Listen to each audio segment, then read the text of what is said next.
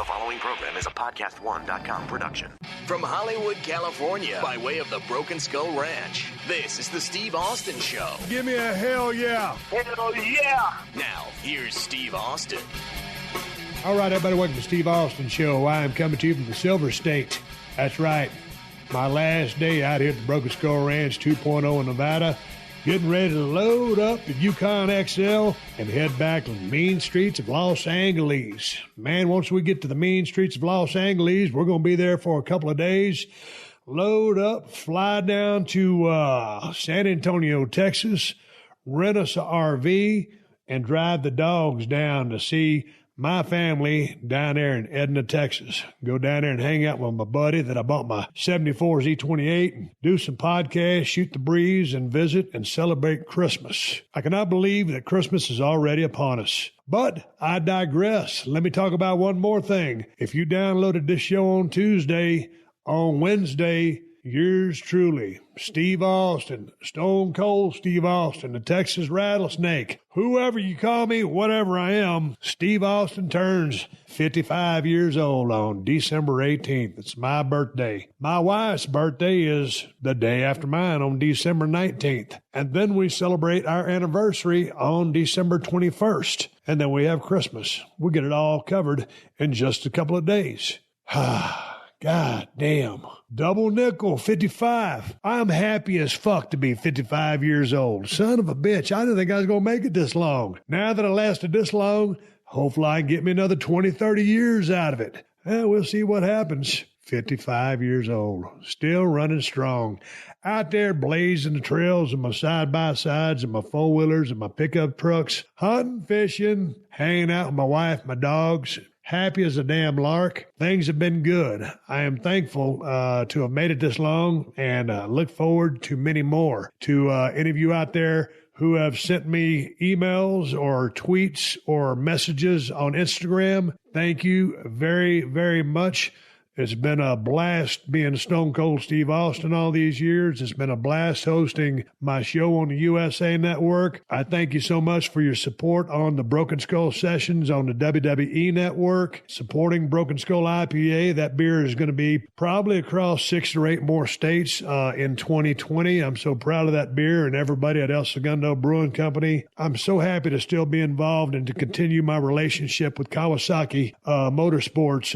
It's been a great partnership, and I just love their product, and I love representing that brand because I've been using that brand for most of my life, and I'm happy to be with Cold Steel Knives as well, and doing all the other things I'm involved in. But anyway, thank you to everybody who sent a tweet, Instagram message, or an email.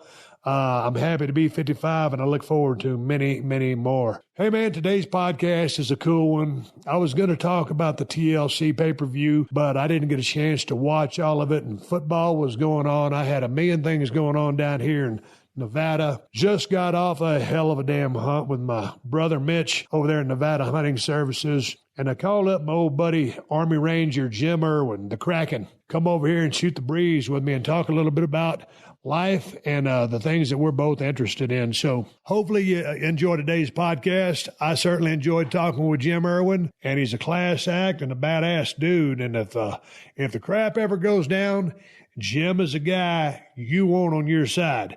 And that's the bottom line. Here's the podcast. Enjoy it. Next time I catch you, I guess I'll be down there in Texas shooting the breeze and looking forward to podcasting more and more stuff in 2020 here at PodcastOne. Dig this podcast, and I'll catch you down the road. The Steve Austin Show. The Steve Austin Show. All right, fired up, roll the sound out here at Broken Skull Ranch 2.0 in Silver State out here in God's country, Nevada. Shit, I've been out there moving a couple of bales of hay with my buddy Jim the Kraken Erwin, former Army Ranger. Or is it like the Marines? Once you're an Army Ranger, always an Army Ranger. How's that work? Yeah, pretty much. Once you're a Ranger, always a Ranger. You run into guys that they see a sticker on your car or something like that, and it's just like they want to know like what years you're there, what battalion. So yeah, same thing. Just cooler than the Marines, basically. I asked you this question before, but why did you decide Army versus Marine, Air Force, or Navy? That's a funny story. I'll keep it short, though. So growing up in this area, like I told you, I grew up just a couple hours south of here, and the closest Marine Corps recruiter was here in Carson City, just north of where we're hanging out today. And I set a schedule, like recruiter, come down and do an appointment with me, do my interview. I guess the interview to get in the damn military. And dude stood me up. I'm like, well, if they're already screwing me, what happens when I join, right? So I'm like, screw that. And lo and behold, about 2 weeks later, I meet this Vietnam vet who was a ranger in Vietnam. And he started telling me a couple stories. And I'm just like, dude, that is me. That is like exactly my cup of tea and what I want to do. So reset my sights, and off I went in the Army Ranger direction. Hey, man, so what's the difference between being an Army Ranger and like a Navy SEAL, just as far as qualifications? I understand, or I guess are they dealing with water? Yeah, the SEAL teams, we actually say they're basically like our sisters, but they do the water-based operations, very similar, right? So you can do, like for me in the Ranger training, you go through, when I went through what they called the Ranger Indoctrination Program, or RIP. It's now called RASP, I think, Ranger Assessment Selection. It's a bit longer. So you don't just get your ass smoked and learn Ranger history. You actually learn how to shoot and do other things besides just suck it up and drive on. Same thing with BUDS, right? So you can do that at like 19 years old, 18, 19 years old. You go through your selection. BUDS is basic underwater demolition. Correct. BUDS is underwater demolition school for your SEAL team guys, and they do their Hell Week, and they smoke you, and they want to see what kind of mental capacity you have and willpower. Week? Yeah, it was about 3 weeks. Yeah. Now, Evan, we're going 3 weeks of hell. But, in all due respect, they're burning like 20-plus hour days for a week. And we weren't doing that. We were just getting, messed with for 3 weeks straight. Like I said, learning Ranger history and just hump, and more hump. And what I mean by that is you put the backpack on, what we call a rucksack, and you just cranked out miles and, see if you'd quit. And, you get back and they'd ask you a question. Of course, it'd never be the right answer, and you start pushing. So a similar concept of just mental fortitude and toughness, right?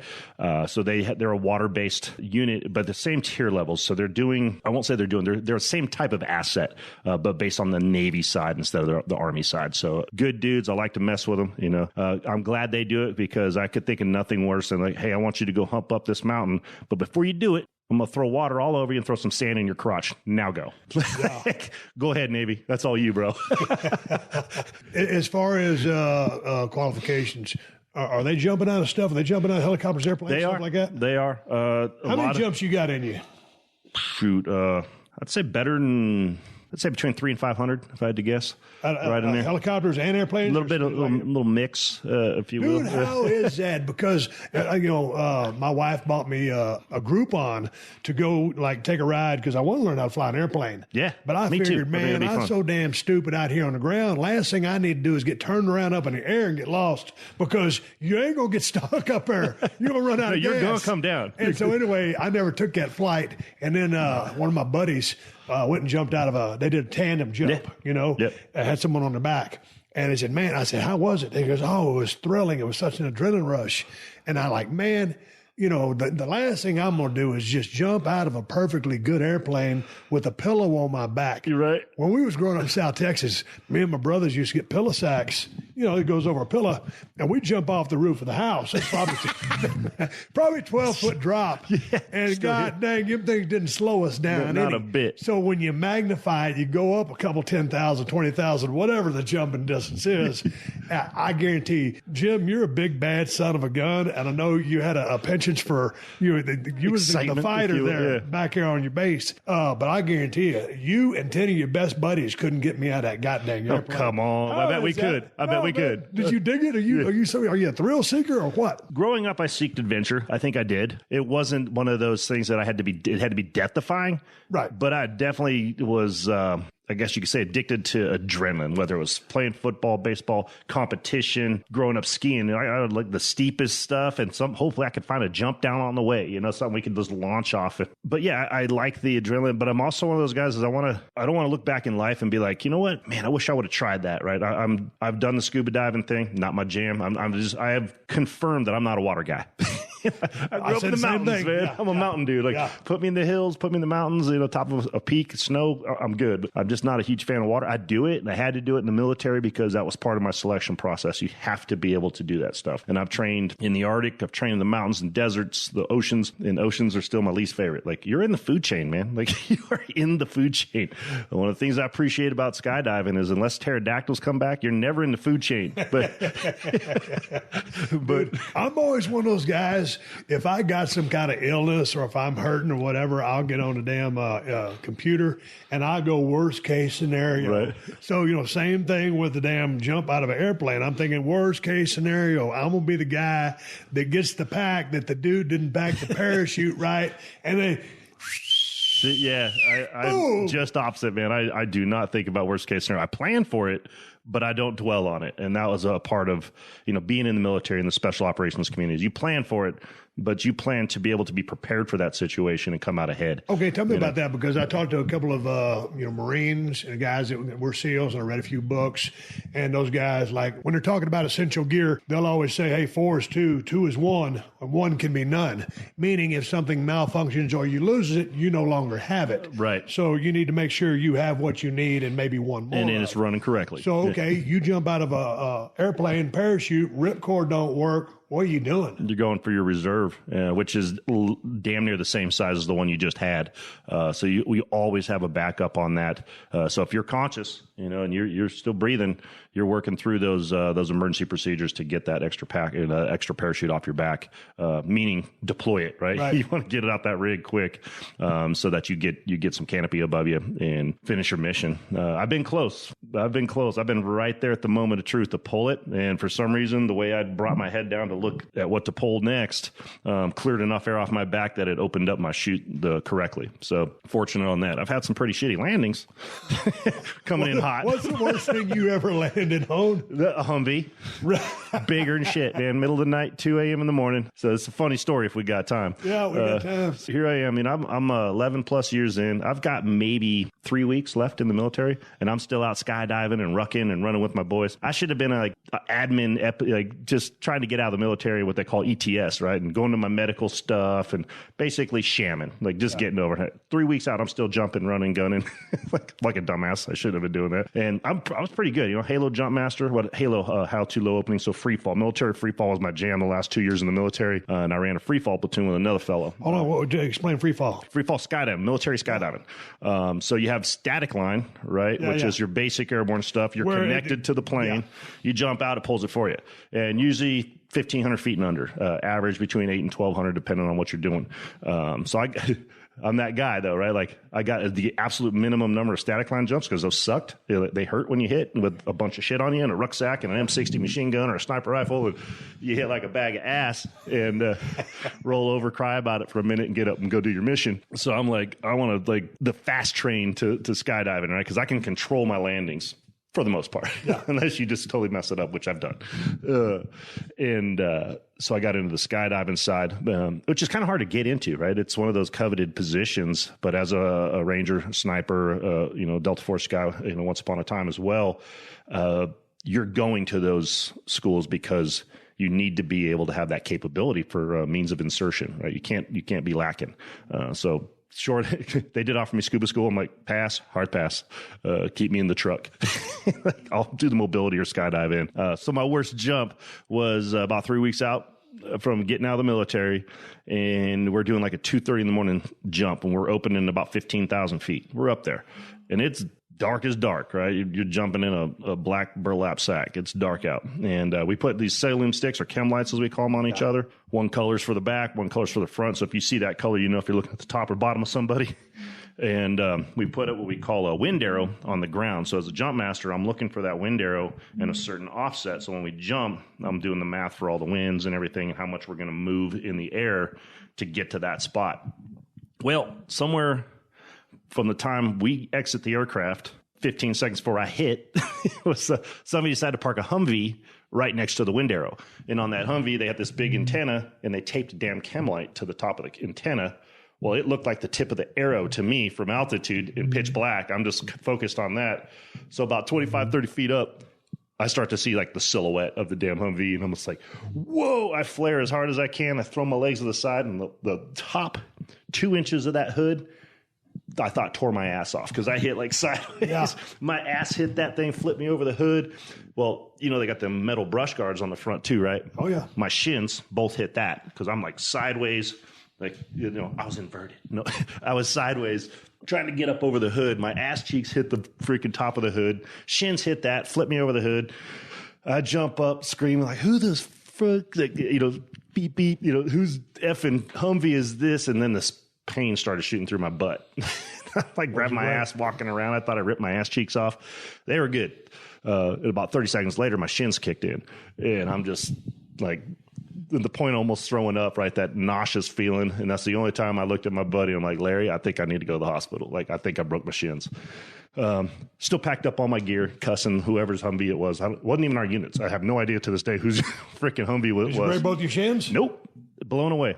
So I get in there, all feeling sorry for myself. They take x-rays, and the lady's like, I don't know how, but you're good. I was black and blue down both shins, limp for like 3 days, but didn't break them. When's the last time you jumped out of something? I think about 2 years after. So 2000, I got on 2000. I think about 2002 was the last time I actually did a jump. You don't miss it, do you? I mean, you ain't got no inclination. It was fun. No. One for shits and giggles. If you win, I'd go with you. Just for fun. Come on. I dare you. I dare you. You can double dog dare me. I ain't going. I'll tell you right now. That's a hold my beer story, Steve. It's I was going to ask you about, you learned shooting there, right? Yes. You grew up hunting, but how intensive was the sniper training? Because I want to bust into some shooting because you still teach all that. I just got finished doing some on a hunt, and also want to talk navigation. So how intensive was the shooting program? Because I know you grew up hunting and fishing over right down the road. Yeah, just down the road. Yeah. The king of Levining. Yeah. Jim Erwin. And so... the myth. Not a legend, but the myth. Were you sitting there just running up and down the mountains? Were you hunting way back in the day? So I was, but I would say it was, for lack of a better term, illegally. And I'll caveat that and saying illegally. So growing up, my dad was basically a hippie, you know, building houses, construction stuff, you know, peace, love, and Haagen-Dazs type of stuff. Had a peace sign like tattoo on his freaking shoulder. That kind of guy, right? Long hair. Stepmom was a wildlife biologist. So there you go. Hunting in my family was not really like a thing. Like they weren't cool with it. So I'd always like borrow a buddy's gun. I didn't have like a rifle until I was like 16. And so I'd borrow buddies and we'd go out and shoot rabbits and stuff like that, you know, but actual like hunting big game. No way. They weren't having it, man. They frowned upon it. So I say illegally is like I'd sneak out to go do it with my buddies and we'd, you know, go bunny busting, whatever you want to call it, shooting jackrabbits and coyotes and stuff. But I kind of had a knack for it. And like I told you in the past, my whole goal going in the military was to become a ranger, but be a sniper in the Rangers. I want to be a sniper. I'd read all the books and, you know, talk stories with guys that had done some sniping in the day. And I was just like, that's just what I want to do. One or two dudes like owning a battle space is putting fear in people. And it comes, it's a challenge. It comes at a cost of learning all that, but then realizing too, you're out there by yourself, man. Like you and one other dude, it'd be me and you out in the bushes making it happen. And if we get busted, that's pretty much a death sentence. So, you know, you better be sneaking. You better be good. The farther you can shoot, the more time you got to get your ass out of there. The training going in basic Army infantry stuff, it's a joke. You know, let's be honest, it's basic rifle marksmanship. Point it that direction, don't shoot yourself. Right? Unload it, don't point it at anybody. And lots of common sense stuff. Yes, some correct. people don't have common sense. Understood. And I make a living helping people understand that, which is great. But then you get into the Ranger Regiment and you start really starting to dial in shooting, moving, communicating, right? And then understanding how you can do it fast and efficient and safely in and around people. And I became a sniper as a secondary position. I was a saw gunner on the team, squad automatic weapon, shoots a lot of bullets fast. It's heavy. I'm big. Made sense, right? Big boy, carry big thing. Yeah. So you get an understanding and a sense of how that all works and then working as a team and being able to shoot, move, and communicate and hit the bad things and keep the good guys safe and not have any fraternization, hitting your own fellas and doing it at night. then we just spend, once I got into the sniper section, that we really started to, I'd say, craft our skills, right? And I mean, days, like, well, it turned into years, but we'd spend days at the range at known distance. Like I talked to you before, like there was no range finders and this and that. And I probably had a sniper rifle that 4 dudes before me had. I didn't understand it, having a barrel shot out. It was a right-handed gun. I was a lefty. I learned to shoot right-handed because, there's a false, I think, premise out there that spec ops, you get whatever you want. That's custom built. Bullshit. It's just, here's a box of ammo, like a crate of ammo. Go do your thing, right? Here's a gun. Make it happen. And you go out there and you learn your craft, but you learn with what you have. And it's practice and repetitions and starting to just know what that gun does. What settings you got to be on. Range estimation was huge, and then trying to figure that out. And like I've talked to you before, if you're off like 50 yards at distance, that's a massive miss. And then you're missing. You're making noise, people start to fire back and come after you. So we got real good at range estimation without using range finders, being able to hit those shots, understanding our capabilities, right? How far can I be and make an accurate shot, or do I need to crawl a little bit closer? But I'd also be that dude that I wanted to crawl like damn near their campfire just to see if I could do it. Yeah. I'd be like 20 feet away, like, probably a little close.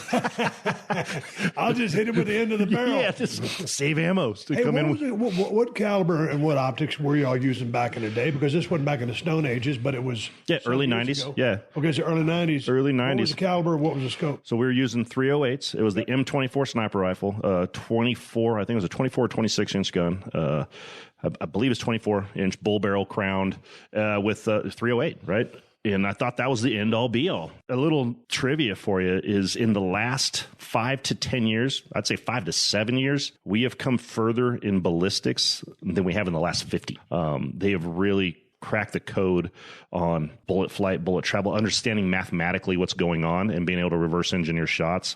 The guy out there by the name of Brian Litz, I'll throw him a bone. This dude is like the Swami on mathematics. I mean, he's a ballistics guy, right? His job was figuring out how to launch artillery for the military, from point A to point B, travel times of minutes. You're talking even Earth rotation, Coriolis effect coming into that when you're talking minutes of flight time to hit something. And he just dialed it back and started doing ballistic stuff on long range stuff, rifle caliber stuff. And he basically changed the game on how we shoot, by showing you those formulas. And we've done it. This is what I've been teaching. Like, hey, we can put in a formula and it could give you a projected outcome of where that bullet's going to hit and get pretty daggone close, if not spot on, and then just tweak it a little bit. So you're not out there like we were doing back in the day and just launching shot after shot after shot, recording it until we knew, okay, this is it at this temperature, at this area, in the Northwest where we're getting rained on. And then we go to the desert and it's like, should be the same. It's not. Was the optics adjustable?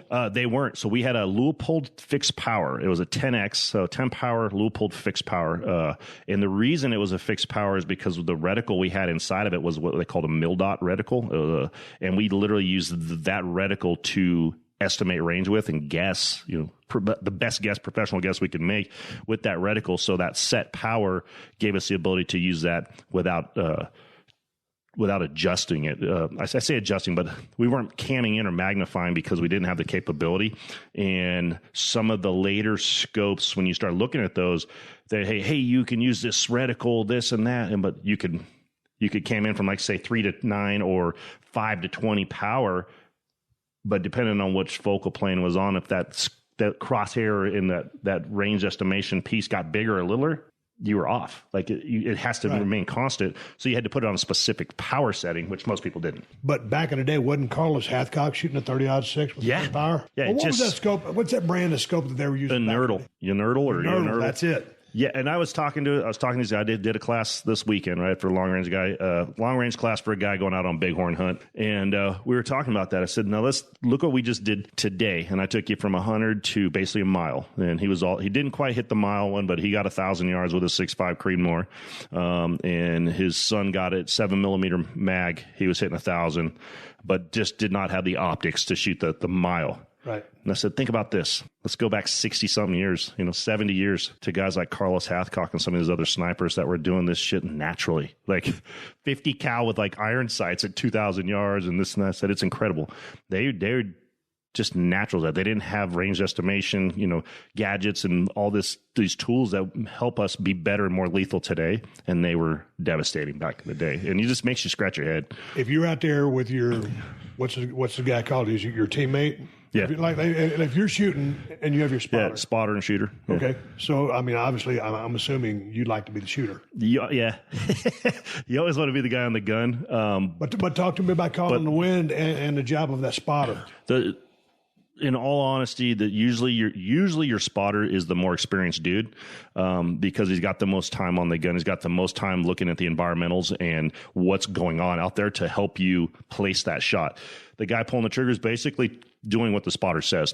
But the argument always turns in, who's the gangster that gets to pull the trigger and get the kill, right? Yeah. Like, we always want to be the guy on the gun. Chris Kyle was, I guess, infamous for it, right? He, in his day, he may rest in peace, he had this knack of being on the gun when it was time to shoot. Like, he'd be taking 4-hour break, right? They wouldn't see squat. Okay, his turn to get on the gun, and 15 dudes would show up, and he just...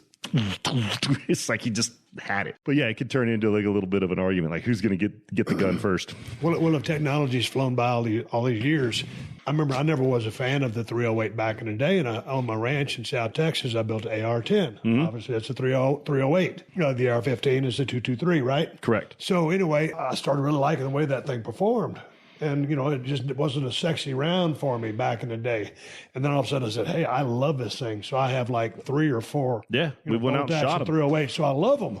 But they shoot like a rainbow. They absolutely do. But they have inherent accuracy. But my question to you is, the 308, as great as it is it still that go-to gun, or have they upgraded the caliber? Yeah, they have. I say they as a very general reference. Yes. But like I said, in the last 5 to 7 years, ballistically, we've come so far. When you look and start to spend money, on high-end guns, where you can easily go over $5,000-$6,000 on a rifle, you want to make sure that's the caliber you really want, right? So when I first started looking at getting a new rifle, a modern sniper rifle, I was looking at the 308. And then I started thinking about it. I'm like, let me call a couple guys in the hunting side, because I was hunting people back in the day, not big game animals. So let me ask somebody who does this stuff all the time, and what do they use, so that I'm kind of going down the right road. And he's like, 6.5 Creedmoor all day. I'm like, well, why not a 308, this and that? And he started explaining to me ballistics, and I won't get down the road on that. People turn this thing off and be like, man, my head hurts. But it just flies better, defeats wind better, goes farther, carries more energy, all these things. So you just increased your capabilities by several hundred yards. And I was like, well, damn. Oh, and it recoils less. I was like, that's great. So you're seeing the advent of the 6.5 Creedmoor, the 6.5 PRC, which is precision rifle cartridge, like a beefed up Creedmoor rounds, flying faster, the speed being kind of the king.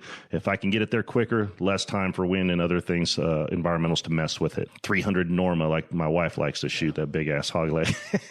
It was like a 7mm, done this, did that, without getting all the loading stuff.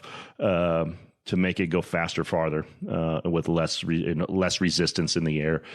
So the 308, I won't say is obsolete, but it is being it leaps and bounds beyond that. And I think part of the reason the military stuck with it for so long is that it's a NATO round, right? It's kind of a by law, which we're the only ones that really follow it. The good guys follow it. Just because, explain that, the NATO round. Yeah, so the NATO round, when you start talking about your 7.62, like the Soviets are using, the 308, the 5.56, the 9mm and 45s, these are rounds that, I already forgot what NATO stands for, but it's like this association that's saying, hey, this organization is saying this is what's legal in combat. If you're using something besides that, it's murder. Yeah, it's you can use this, but you can't use that. Right. you can blow a dude up with a mine, but you can't gas him with sarin.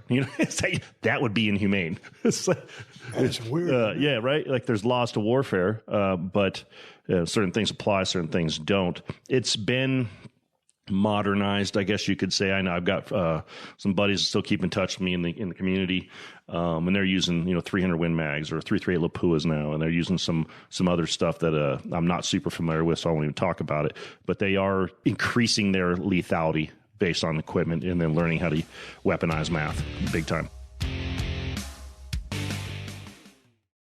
Hey, this is Adam Carolla from The Adam Carolla Show. Bet Online continues to be your number one source for all your football betting action. Bet Online has more ways to get in and stay in on action, with the latest odds, news, and scores, even live in-game betting. From every NFL and college game to MLB, UFC, and NHL, futures as well. BetOnline remains your choice for sports wagering info.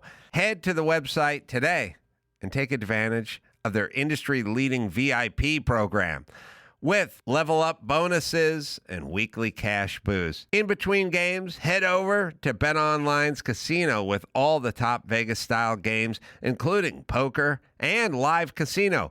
BetOnline. The game starts here. This is the Steve Austin Show. I know you just went on a hunt. You went out to New Mexico on an elk hunt. Yeah, for the missus. Your wife's tag or your tag? It was my wife's tag. Okay, so y'all were out there and nothing materialized, right? Nothing. I saw a butt of one about 2 miles away. By the time we got there, they were all brushed up, and weather didn't cooperate whatsoever. Had a great time. But you went out on a hunt earlier this year, and what unit were you in? 291, not far from the Casa. Okay, I was in Unit 015 for the last few days, and we were basically just being based out of my brother-in-law's house here in Spanish Springs. And shit, man, we make about a 60-mile drive out there, 60, 70 miles. Then we get in the buggy, driving out 25, 30, and, man, just fighting the wind all day. And so when you took that mule deer that you took, how far was that thing out? It was like a mile. No, I'm totally bullshitting. It was probably, Steve, this was probably the biggest gimme hunt I've ever had. It was ridiculous. So we're searching around, not seeing nothing. And we got word of this. The word used was there was a dandy of a buck about, a different mountain. So we were on one mountain, and hey, at the base of this other mountain, we're seeing a dandy. So we start heading that direction, and my wife spots these two bucks. And well, where'd you get that intel from? A dude. Okay, but you called you up. Yeah. I mean, because that's what we'll do. My brother-in-law said, hey, man, my buddy's been hunting 015 this whole year, and he got a hell of a buck. And so, yeah. That's exactly what happened. Got the DL from him. We got some information from friends of ours in Smith Valley who had been driving this one dirt road, and he's like, man, I've been seeing this dandy of a buck at the base of in these rose bushes, and he's like, he'll be there. Like, you get there, he'll be there.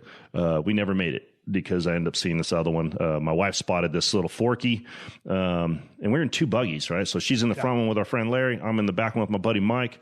And so we pull over, and I see Larry point, and you can see my wife Annalise kind of looking. And the angle they were on, come to find out, like, they could only see the forky. My buddy Mike gets out. I was like, yeah, let me take a look. I didn't even get out of the buggy. And he's like, yeah, it's just a forky and everything, but I see the butt of another one. Let's see what this is. About 5 seconds later, he's like, hey, man, get ready to shoot. That's a 4-point. That's a good buck. So I scramble out. My wife's looking back because all she can see is the forky, and I don't know it. And so she thinks, like, what is this SOB doing? He's going to shoot this small-ass deer. And we're supposed to be going to this dandy. Yeah. And so I scramble out. Y'all's difference of a dandy is a lot different than mine. Yeah, right?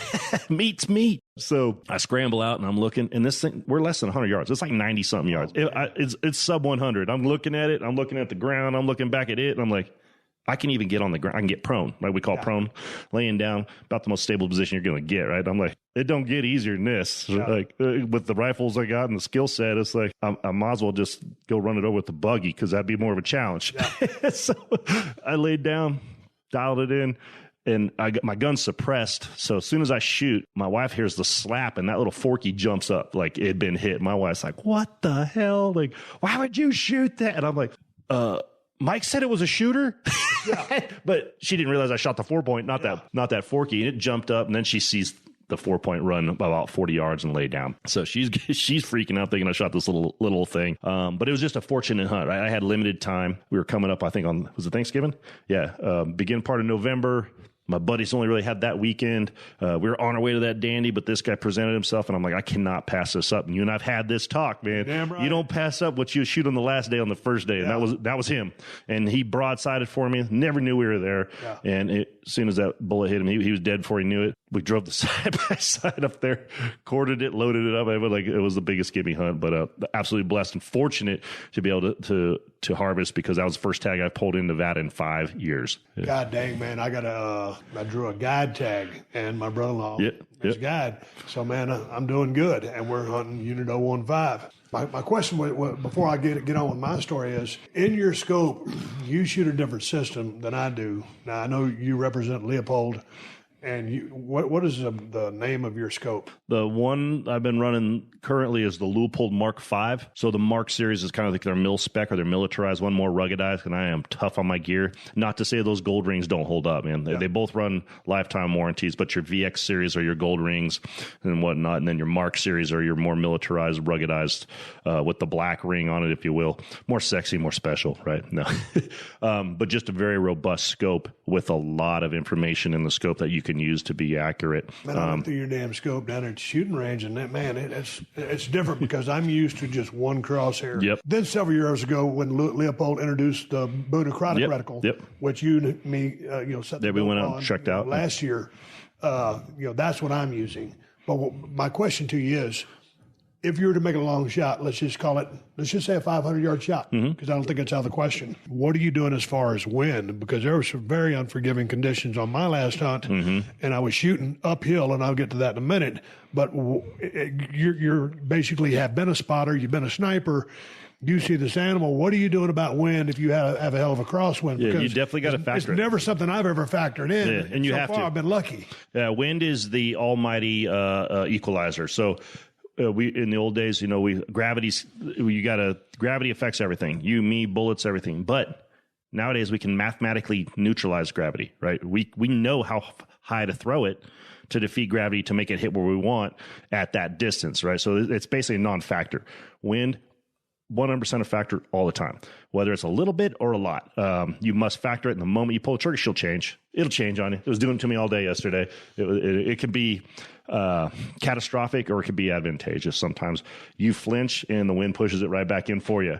But you definitely want to look at that. And if you want to get even more geeky, at 500 and out, you start even thinking about spin drift. And that's the effect of the bullet, the spin of the bullet, the rotation, if you will, and how it starts to move in the air as it gets pushed. And at like 500 yards yesterday, I was looking at that and factored in. And so for him, he had an MOA scope, and it was like 0.3 at 500 yards. So 500 yards, we were basically saying that was a click and a half. So, it was about an inch or so. Nothing crazy, maybe just a hair more. Somebody I'm sure will be like, no, that was 1.732. It was moving it a little bit, right? You start to get out to 700, 800, 900. We start talking inches, several inches of movement before we even look at wind that we need to factor in. Hey, it's going to move this one, so we're going to need to start aiming a little more left, and then let's see what wind's doing. Is it going to neutralize that spin drift, this or that? Are you moving a little bit to the left, or are you dialing something on the scope? I rarely dial wind, for the simple fact that I'll forget, and then my next shot's going to be something crazy. Like I'll be looking at that and thinking about it, and then forget I already adjusted on here. You could get lost quick. If we're going to do a super long shot hunting, I will dial, or I'll have somebody dial. If I'm with them, I'll have them dial in the spin drift, and then we'll start looking at wind, just because we know that is a fact going to move. So when we did that 1,100-yard shot a couple years ago, I was telling you about, we dialed in 10 inches of spin drift and then started looking at wind. Closer ranges, I don't. But just as far as elevation goes, are you, I forget looking through your scope, did it have those circles, are you zeroed at 100? Yes. All my mathematics are based off 100-yard zero. We can change that. Are you clicking up? Correct. Okay, if you see, I like to. You see something 600 yards out, you're clicking up, say, let's call it 6 clicks. Yeah. Right? Yeah, we'll say, as for an example, 6 clicks. 6 clicks or 6 MOA or 6 mils, whatever it might be. I personally like to dial that in and use my crosshairs. Now, with the reticle I have, I could literally be, okay, I need to come up 6 mils. I could go down my reticle and go to the 6 line and put that on there and send it all day. I can do that. Right. So you're basically raising the gun up. Exactly. Yeah. Yeah. I'm compensating for gravity. Right. And that bullet trajectory. So what I'm trying to do is just make my scope meet the bullet at the same place I'm aiming. Is it about gravity?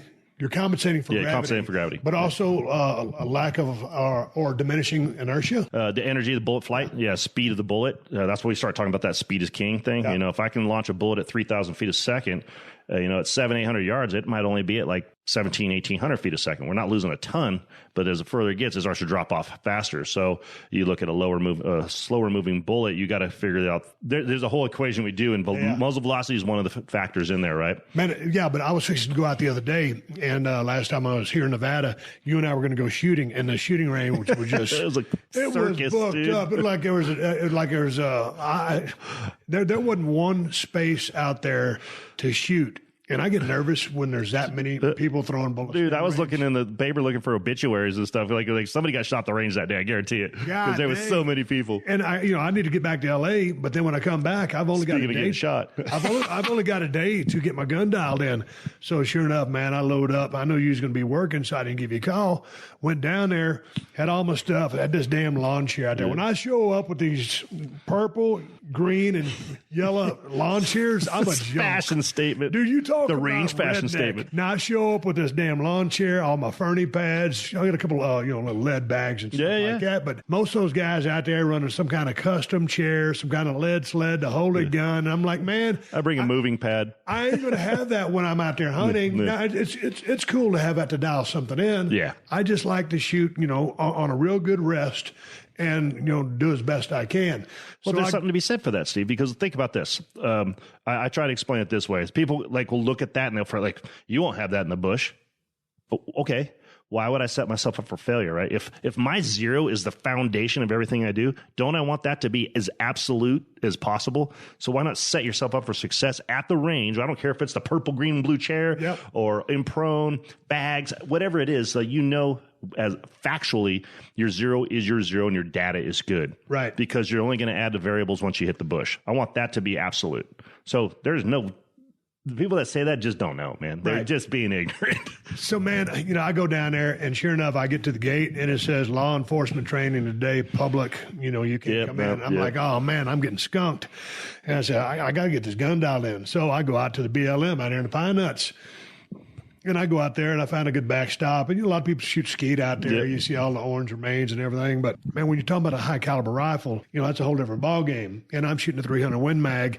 And so it's easy. I put my paper target down. I put my steel target down. And I got my range-found binoculars. I get my pickup truck. I back up 100 yards. I get my kind of lead bag that I use to shoot off of.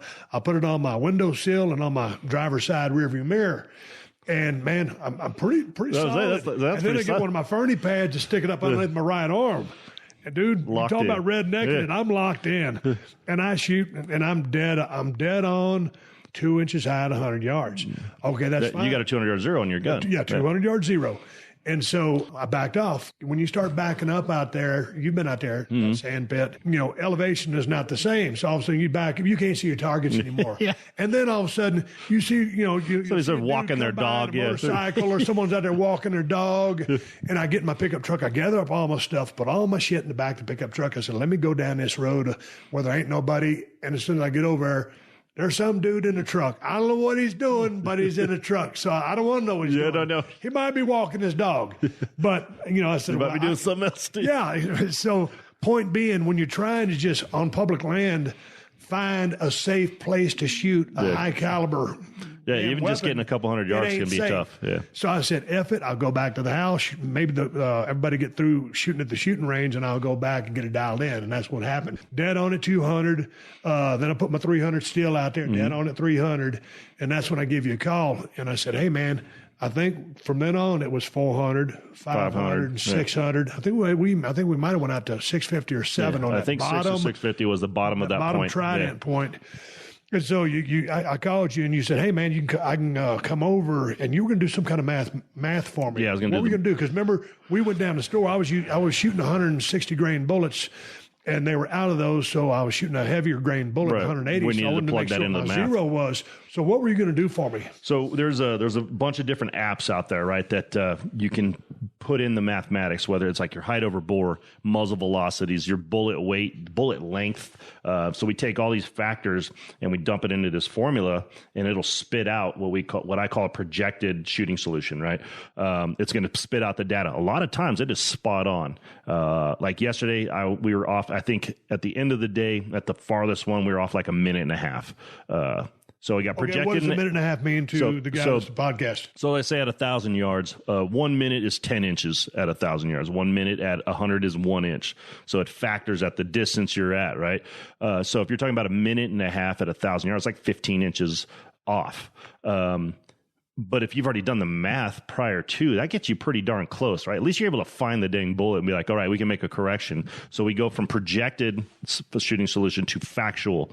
And that's when you pull the trigger and we hit and we start to get it into exactly where you want to be hitting. That's your actual factual data. So being able to project it, sometimes it is dead nuts on. I had a class a couple weeks ago, and it was dead on out to 900 first round hits. I mean, the math was just right there. And it could have been something to do with air density, altitude. There's a lot of junk going on that we never factored in before that we do now to be able to give you a higher confidence or probability of first round hits out to distance. So for like example, yours, I'm absolutely certain that out to 600, you'd have first round hits at the range, prone, or at the truck, bushed up or benched up nice and tight in the truck, because that's what we want. We want to make sure that we're as stable as possible. So there's other factors. So when we do get out in the bush and I got to shoot from the kneeling or off the freaking, side of a tree, that I'm braced up against, or your bipod off your backpack, that you're going to start to move, but we know the gun's accurate. Yeah. So that variable's gone. So we just continue to reduce those variables, build constants in by having this math. So that's what we're going to do with yours, was put in the math, spit out a solution to make sure it was getting you as close as possible, and realize that when we're doing it at the range, we were splitting frog hairs. You and I are both geeky like that. We want to be able to put that bullet when we pull the trigger as if we were going down there and placing it with our hand. You get out and you just chase this thing up the side of a mountain and you're breathing hard and 160 beats a minute. We want it to still be within the heart and lung field, right? Like that's a lot bigger. But when we practice for this, This looks like a massive target, and that's what we're after.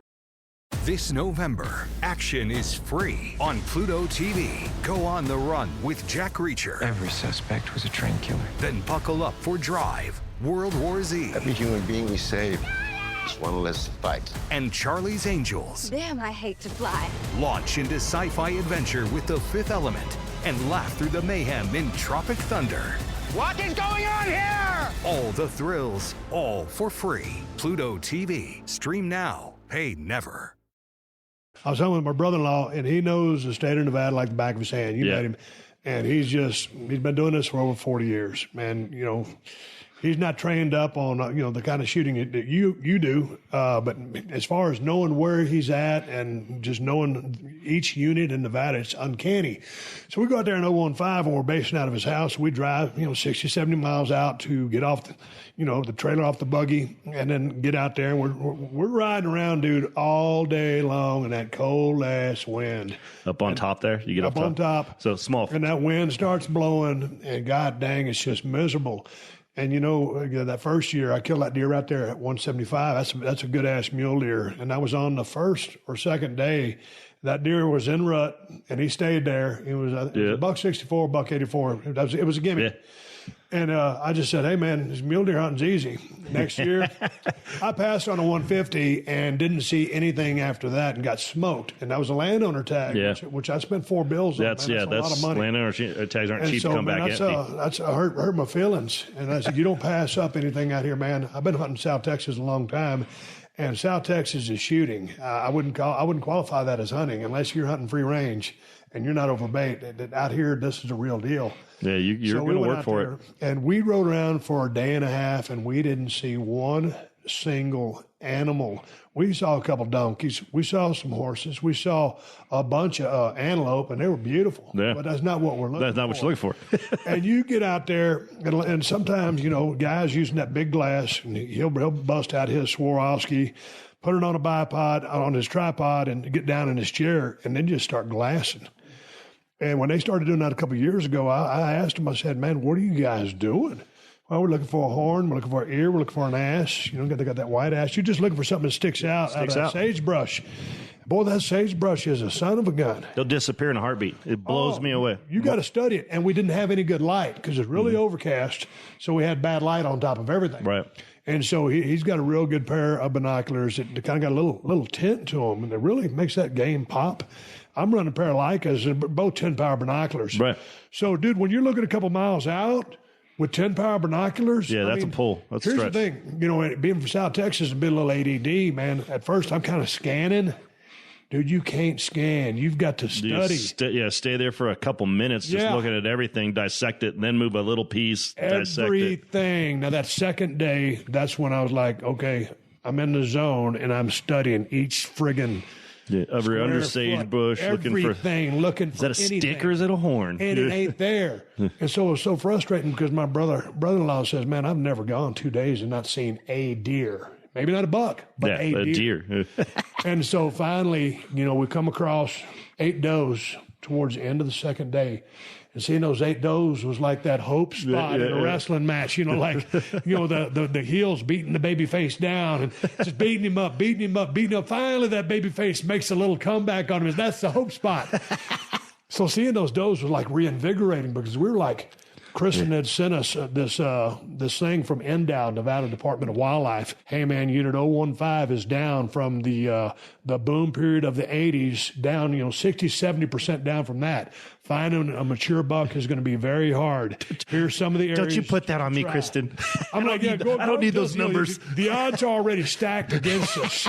And to give people out there a perspective of the unit we were hunting, there are bigger units out there, but a unit 015, if I'm not mistaken, if you're looking at my computer, that's 750 square miles. It's a big one up there in the northwest corner. Yeah, so we're out there looking on a 750 square mile area. So doesn't seem big. I sent out some pictures on Instagram, and it's funny because a lot of the haters or the antis, sitting there, well, why are you out there killing something or whatever? It's like, I don't want to get to a big thing about it, but it's like, hey, man, a man/woman has been hunting since the dawn of time. Days, yep. Just because it's 2019, why stop now? It's worked for so long, and if no one hunted back in the day, no one would be here now. It wasn't like they had all the damn crop fields back in the day. Yeah. Meat was the only option. Hunter-gatherer. Yeah, hunter-gatherer. But God dang, you get them people, and they just think you're just out there. I sent a picture out there, some antelope crossing. Oh, why you out there killing it? I wasn't actually killing this. Antelope. Yeah. I'm looking for a mule deer, and I'm going to eat the mule deer if I'm lucky enough to take the mule deer. And oh, by the way, we're out in his front yard, his house, and he's got the advantage. And it's fair chase. Yeah, that's fair chase all day. And we're doing everything we can to just locate this deer. Let alone get a shot. Shot. So I just don't understand when people. And man, I've been hunting when my stepdad married my mom. He's the one that introduced us to hunting. And hell, I just remember trailing behind him, making noise. And he's looking back perpetually with that, shh, be quiet, damn it. I'll beat you with a stick. We're stepping on every stick that you can step on. I'm going to beat you with that stick. And I probably took my first deer at 14 or 15, whatever it was. So I've been hunting my whole life. It's something that I do. And if there's absolutely nothing wrong with it, man. If you don't agree with it, I'm sure there's something in your life that I don't agree with that you do, but I don't care. But that's cool. Exactly. Cool. Do you? You do you. Don't bitch about what I'm doing. Yeah, that's what I'm doing. And what you're doing is legal. It's 100% legal. Yeah, it's not legal. It's not unethical. Yeah. Yeah, and every time I go out, like I wanted to hook up with you, like I do every year, I make sure I know exactly what my gun will do. So anyway, dude, we're out there. We're glassing this big country. And have you ever been in Unit 015? Yeah. So small little fact, my very first mule deer ever was in 015. Oh, dude. And I got about a 170 deer. So, dude. And it was a 204-yard shot in a rut. Just, he had no worries whatsoever until that doe stepped away from him. Were? I don't, but we, the reservoir? Yeah. We were about 8 miles north of that reservoir up on top. Man. But I don't remember exactly where. God dang. Did you ever go over to Eagle Head? That sounds familiar too. Okay, we went over to Eagle Head. That was kind of one of his honey holes. We were hitting the spots that he's had success, over the past few years before we really had to get into the other stuff that was going to be farther away. And so we were in the area of, god dang, now it's Dry Valley. Does that sound Dry Valley Rim? Yeah. Anyway, we was on the front side of the Skedaddle Mountains and the back side of the Black Mountain. Okay. And I'll be damned if we wasn't out there. And this is on the third day. And we're going to take a break after that and then hunt Sunday, Monday. And yes, today is Monday, and we're fixing to head back to L.A. So all of a sudden, we're out there glassing. And my brother-in-law says, I got muleys. And I'm like... You got girls or boys? Yeah. The girls don't have horns. We're hunting for boys. And I'll be damned. I said, where? He goes, about 3 miles away, that patch of yellow grass out there. Sure enough, I throw up my binoculars. You know, you can see it a little bit, but you can just see animals. Right. Here's the thing. We've been seeing horses, donkeys, antelope, stuff like that. Cows, okay, body size are smaller than cows, smaller than horses, bigger than the donkey, antelope. Antelope. But he goes, those are muleys. And sure enough, got a little bit of white on their ass. So he busts out the heavy artillery, the big glass. Mm-hmm. And all of a sudden, there's like, it's a group of about 14 or 15, or it might have been 17, but there's a couple of little spikes, little forkies, a young deer, about 3 or 4 with a decent horn, and an old guy. Yeah. The one I ended up taking. And they're 3 miles away. And Let's I said, get moving. I've heard about this, but I ain't never done this. I said, well, they're 3 miles away. Dude, we ain't seen nothing. Yeah. And I tell us a big old mature buck. I said, man, let's go get one of them. And let's go get that over there. And I said, how are we going to do this? He goes, man, he's been all over the damn state of Nevada. He goes, I think there's a road that will take us over there. I remember hunting sage grouse out here a couple of years ago. It was like 20 years ago. Sure enough, dude, we got on that road. We rode around a couple miles. We get there, and before we left, we kind of had some landmarks, a kind of a knoll, like a bull nose off of a knoll, and a tree, miles away. That tree. And those were our marks because, man, when you start traveling and you start going back around and around, you can lose them fast, and it all looks the same. Going over a ridge and everything changes. So all of a sudden he goes, they ought to be just a little bit further ahead. And sure enough, we rolled up on them. And here's where things kind of went awry. You know, I'm running like a binoculars, man, and I got a bad battery in there. So it's spitting out some numbers that he don't agree with. You got the ones with the rangefinder built in. Yeah. And the Trinovids. And I said, hey, man, this thing's usually dead nuts, but I know I got a dead battery. He goes, no, man. He goes, I'm at 500. He goes, let me see if I can get us in a little bit more. Because I was at like 670. Okay. That's a big difference. That's a miss. So anyway, he ranges them at 500. He goes in, starts driving in. They start seeing us in, start getting a little antsy. We get over there. He goes, can you take a shot from here? You're at 380. I said, yeah, I'll shoot that because I know where I'm at. But, now in the back of my mind, mine's saying 460. So gotcha. I'm on the buggy. I'm on a half windshield. I got my car hard off. Got my gun on top of that, kind of, something soft to shoot off, not something hard surface. Yeah, slippery. And then I'm out. He goes, man, they're getting ready to go. And I said, man, can you stick my backpack underneath my right arm? He goes, yeah. He comes over, sticks the backpack. Yeah, perfect. Now I'm solid. Right when I touched off, those deer hauled ass. Cow. That just no slap. Go. Where's the slap? You want that cow. Poof. Yep. And we didn't get that, and them damn deer hauled ass, and I'm sitting there thinking it's the end of the world. I said, God dang it, man. I said, because I wasn't sure on my dope. I was sure with what I knew with you. Right. But now. So my guess is you were holding differently than. I'm holding differently because I got 2 different ranges, and I didn't know where to. I shot over them. So I said, all right, dude. We went over to where we thought they were, and we're looking up at a mountain. And I said, God dang, man. Well, I guess I blew it. And what do? Dude? You've been chasing around for 3 days, and you're beaten up by the wind, the cold. It started raining, and I'll be damned. And he's about to reach for the keys, start that buggy up. I look up at that mountain. I said, God damn, there they are. Yeah, we're not leaving. They're on top of that ridge, skylighted. No shit. They're skylighted. I said, God dang, there they are, man. There they are. So we bust out the glass, and I'm looking, all right, there they are. There's the buck that I was shooting at, and there's that younger buck. And I can take either one, but I want the old buck. Yeah. And I said, I can't shoot for a while. Does was covered up. It had 2 in front of him facing each way. And I said, I got to wait for those does to clear. I said, I won't take a shot. And does cleared out. And he goes, Steve, that's pretty clear. I said, I don't like the shot. They got to clear more. Wind and stuff. It's a 450-yard shot. Yeah, okay. So you're at that 450 then. Yeah, he's using his Swarovski dedicated rangefinder. My batteries are bad, but this is a 450-yard shot.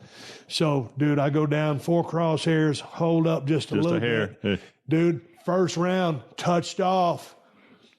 It was a misfire. I just hit my trigger just because, I was moving around. Cow. Over them. They're still there. God damn it. He goes, give me your glove.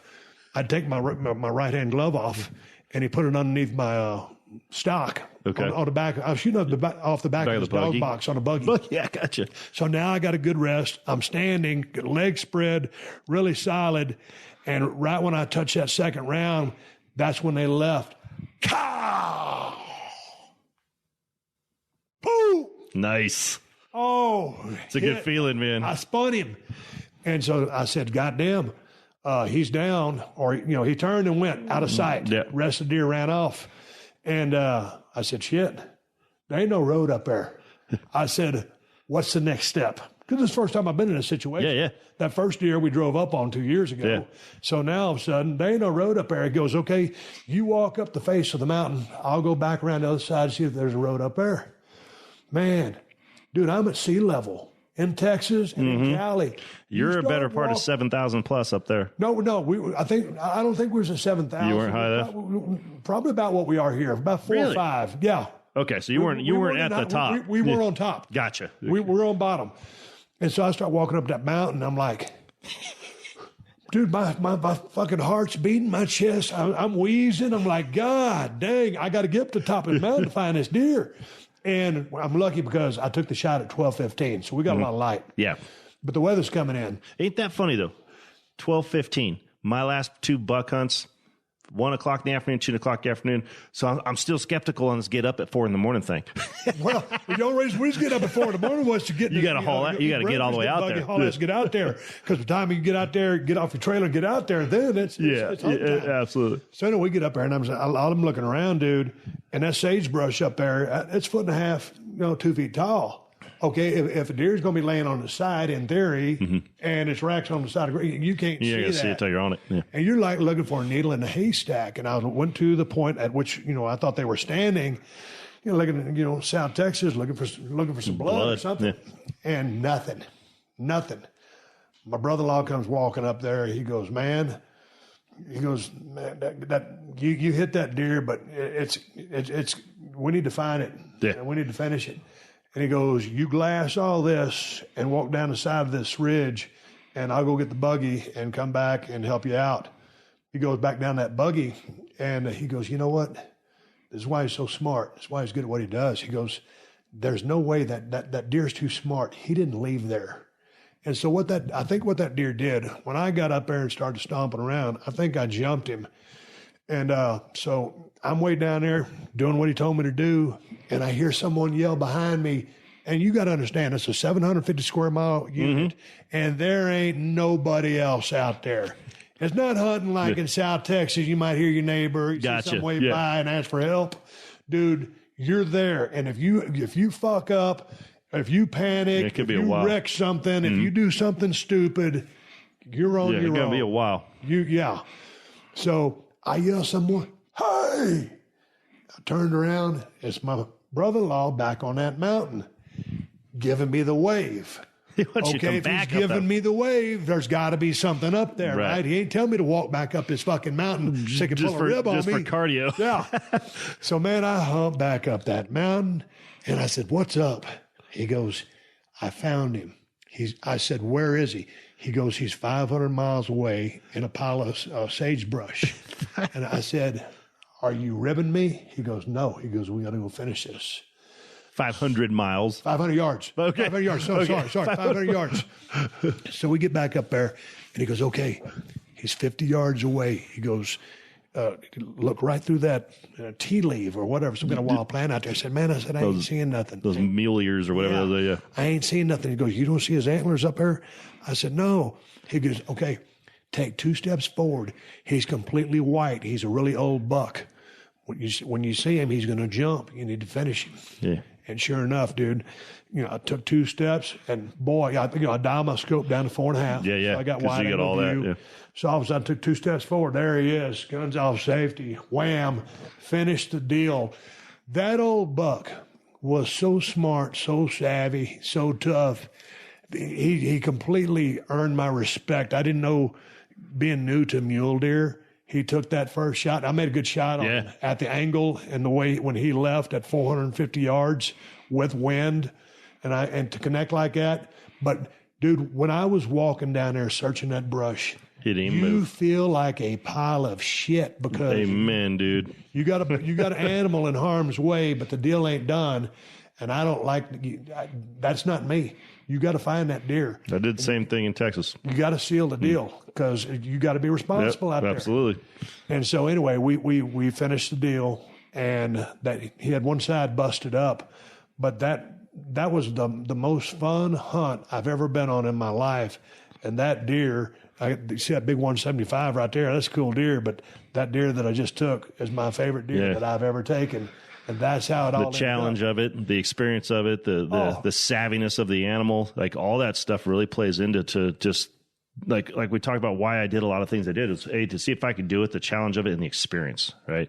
And he just gave you a lifelong experience you'll never forget, man. Wasn't the biggest deer you've ever shot, no, but absolutely challenging, especially after how many days, not seeing anything, man. And it really also could play, change, like down in South Texas, we're trying to grow big whitetails, and it's more managing. And it's just a whole different ball game.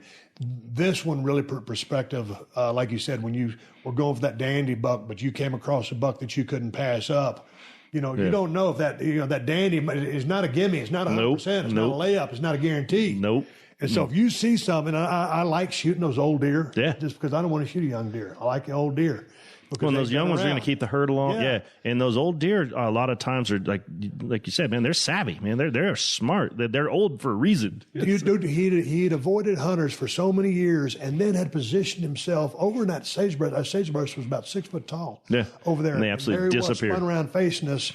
And had we not got him, he would have bled out. Yeah, he'd have died right there. But he didn't deserve that. But for my brother-in-law to have the uncanny instincts and savvy to figure out, you know what, that buck did not right leave. There. Dude, when he come upon him, he's like, God damn, is that a different? No, that's the deer. That's when he backed out. Yeah. Didn't spook the deer. Came and got me. Sealed the deal. And it was a hunt of a lifetime. Dude, that's awesome. Congrats on that, man. The adventure began. I said, okay, how are we going to do this? Well, you got a belt? I said, nope. I got suspenders on my long pants. Okay. He took his belt off, and he goes, wrap his belt around them horns and drag him down the face of that mountain. I'll go back and get the buggy. He said, the buggy's almost turned over. It's between two rocks, but I think I can get it out by myself. I said, man, you want me to help you with the buggy? He goes, no, I was planning on you helping me, but you've got to do this. I've got to get the buggy. I said, well, dude, don't turn the buggy over. Yeah, we need that. Yeah, we need that, and I don't need you hurt. There's a lot of mileage to go. And so anyway, dude, I'd never drug a buck down a mountain before with a belt loop tied around his horns. So, they get a little heavy, but yeah. And if you get on certain angles, their ass go in front of their horns, like they'll pass you up. Oh, well, that's what he said. He goes, dude, don't let this thing get a ton of momentum and gore you. If he starts going, you get out of his way. And so I wrapped that thing around his horns and started, dragging him down. And boy, my brother-in-law come busting through that sagebrush. I knew I needed to get him down about 350 yards. And boy, I was never so happy to see that goddamn buggy roll up. And he was just running over big shit. And we loaded him in the back. And then we drove 25 miles back to, when you ride out there towards those Skedaddle Mountains and then Black Mountains over here, you're basically running right up the California border. Yeah. You're in California until you take this right and you come back out because you're in Nevada. And then you go back down the California line and you take that second right. And that's where we were. So it was 25 miles back to where we loaded. And when we got there, we drove the buggy up on the trailer. There was a pile of 15 mule deer with 2 really good bucks, right there. Of course they were, but they're in California. Oh yeah, so yeah, they know it. Yeah, they're in California. And here's the thing about Unit 015, and I'll stop the podcast. I want to talk to you about what you're doing now. But the thing about Unit 015 is it doesn't really hold those mule deer because it's a migration unit. So when the shit gets really bad in California. That's when they'll migrate over because there's food and water for them in 015. Yeah. And then when summer hits, because everything dries up, there ain't no food for them, that's when they go back to California. Yeah, I did not know that. Well, that's cool. What I've come to understand. So the deer really hadn't migrated in yet, and that's why we hadn't hardly seen any deer. Interesting. And they probably moved right through I think it's 013 right down there next to it, too. That's all along. It's just a little bit further south than 015, where we actually got Annalise's antelope there, but we were like 3 miles from the California border when we made our shot. Yeah, it's like that. It must be just that thoroughfare through there then, between like Alturas and Gerlach and or Gerlach obviously is a little further in, but yeah, that whole range. That's interesting. I didn't know that. But I think we could. My brother's got a cabin in Gerlach. I think that also encompasses part of that unit. But anyway, it's big, or it's small comparatively speaking of some of the stuff you get out in the central Nevada or in the northeast corner where they're doing a lot of the big elk hunts and stuff. But yeah relatively speaking, 750 square miles is not big. No, it's not. And that's basically, I think, the unit I hunted here in the Pine Nuts was about that, about 700, 750. Yeah, well, let's put it like this. I mean, there's bigger units, a lot bigger. There's 2,500 square mile units in here. But when you're talking about 750 square miles, are you going to cover all that? Hell no. And you get out there and you get out in all those mountain ranges. And my brother-in-law knows every damn mountain range out there. And he's sitting there naming them all for me.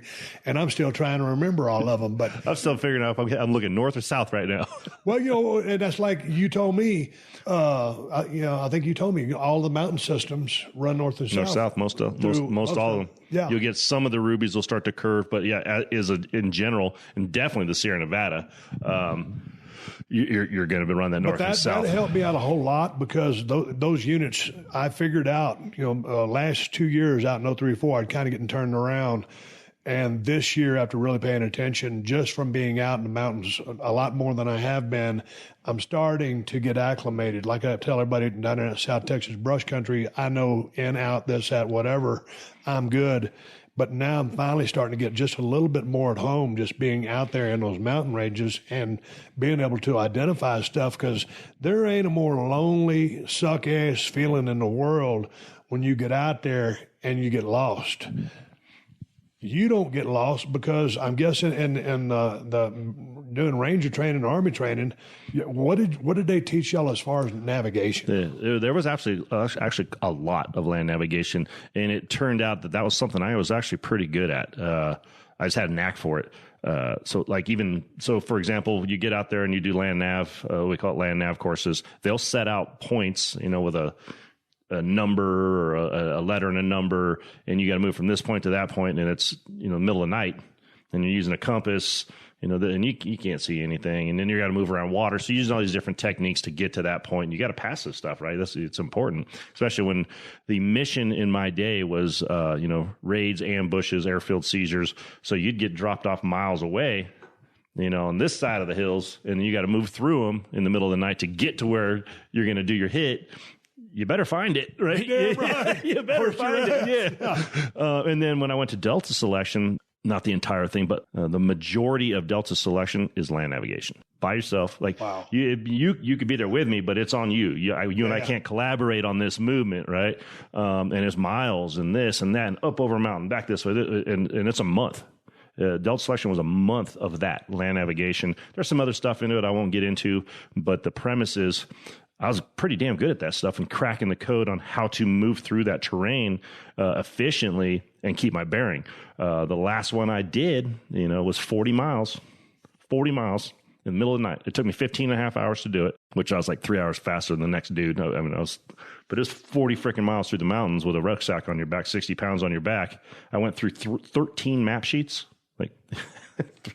Different map, keep going, different map. And you better not get lost or you're not making it, right? So, 15 and a half hours of me moving through 40 miles of terrain and ending up where I was supposed to be. There's checkpoints along the way, but man, there's fog set in the first thing. I had a couple little snafus there where I'm like, damn, I'm pretty confused right now.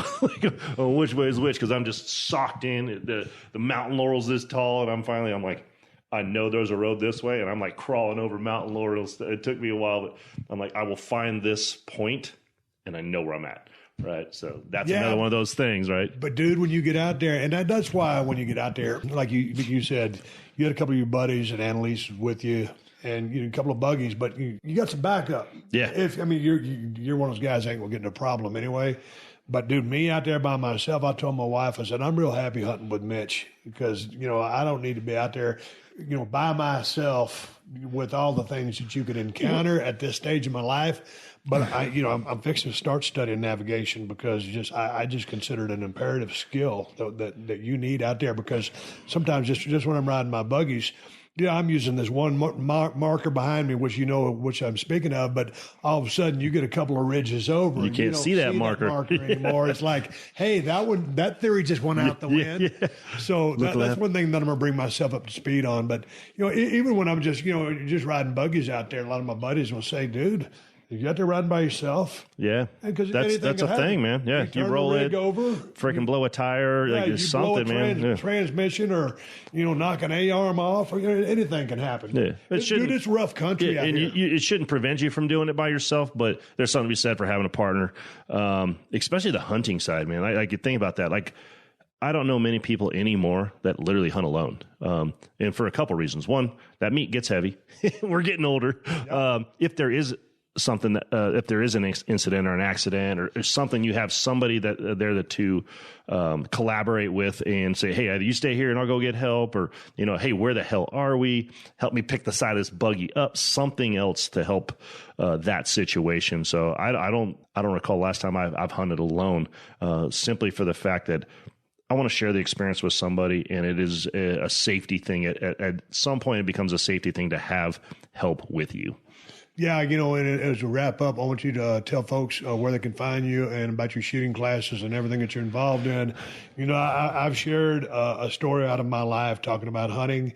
It's something I've done my whole life. I don't apologize for it. I'm proud of it. I've been doing it since I was a kid.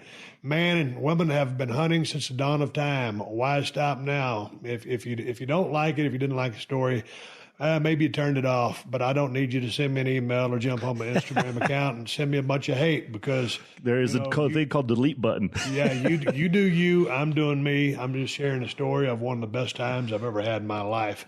I want to thank Jim Erwin for joining me here on the show today. We've been wanting to talk together, want to go shooting together and riding together. But what do you got coming up next, just as far as teaching your classes and anything else that you'd like to talk about? Well, first of all, thanks for sharing that story, Steve, because I've talked before about that, and that was actually something you and I talked about, where you were saying, I don't know if I want to share that side of me in my story, because there is a lot of haters out there. So good on you for standing your ground and sharing a story that I guarantee a majority of your followers are going to dig. I know I did. Thanks for having me on that. You can find me on Instagram at Jim the Kraken 1. That's the number 1. On Facebook, it's the same thing, Jim the Kraken 1, and my website is Kraken Approved. That's a whole nother story, getting into how I got that call sign, but Kraken Approved, Kraken approved.com. Got the training tab on there where I'm doing my pistol, carbine, and long range classes. Next one's actually going to be in Bakersfield, January 4th and 5th, down there at 5 Dogs Training. Probably going to throw a CCW class together here pretty soon. But I love to shoot, love to teach, and share what I've learned over the past 30 years. And if you're interested in that kind of stuff, give me a shout and I'll help you out. All right, everybody, give me the go-home cue. It's time to wrap up this podcast and ride off in the sunset. Before I do that, I want to thank my buddy Jim Erwin, the Kraken, for coming over and shooting the breeze with me, talking about hunting and shooting and jumping out of helicopters and airplanes. Badass dude and super knowledgeable at what he does. If you can catch one of his shooting lessons or some of his training sessions he does, he also does CCW stuff. You can find no finer human being than Jim the Kraken Erwin. Enjoy it, Jim, and I'll see you next time I get back here to Nevada. If you want to reach me here on the podcast, send an email to questions@steveaustonshow.com. Hey, man, I'm proud to announce that Broken Skull IPA from El Segundo Brewing Company and myself will be hitting the shelves in the Bay Area and Sacramento this week, so be on the lookout. Go to the El Segundo Brewing Company interactive website and check out where you can buy Broken Skull IPA at a location near you. This week, coming to the Bay Area and Sacramento area, and also still hitting the East Coast, New Jersey, New York, and Boston, Massachusetts area. Check the interactive map. And for 2020, we're looking at coming to 6 or 8 more states. The beer has been a tremendous success, and I thank you very much for all of your support that you've shown us. Again, check out the website, elsegundobrewing.com, to find out where we're at, so you can check out the best IPA in America, and that's the bottom line. Hey, man, Christmas is just a few days away. King of Attitude shirts are available at Pro Wrestling Tees store and also Broken Skull Ranch apparel. ProWrestlingTees.com/Steve Austin for those shirts. what a great stocking stuffer. And if you're looking to either get the cold steel broken skull knife or the working man's knife, go to my Amazon store, amazon.com/shop/Steve Austin. They got the best price on both knives. Please support our sponsors because they support us. If you need more info, check out the show description to this episode for details. Folks, if you find me out in the woods, I'll proudly be riding a Kawasaki, and that's the bottom line. Hey, I know that everybody out there is not a hunter or you're not into hunting. I am. It's what I do. Save the hate, save the emails. Don't waste your time or mine because I won't read them. Folks, until next time, my name is Steve Austin, and I will catch your ass down the road. This has been a Podcast One production. Download new episodes of The Steve Austin Show every Tuesday at PodcastOne.com. That's PodcastOne.com.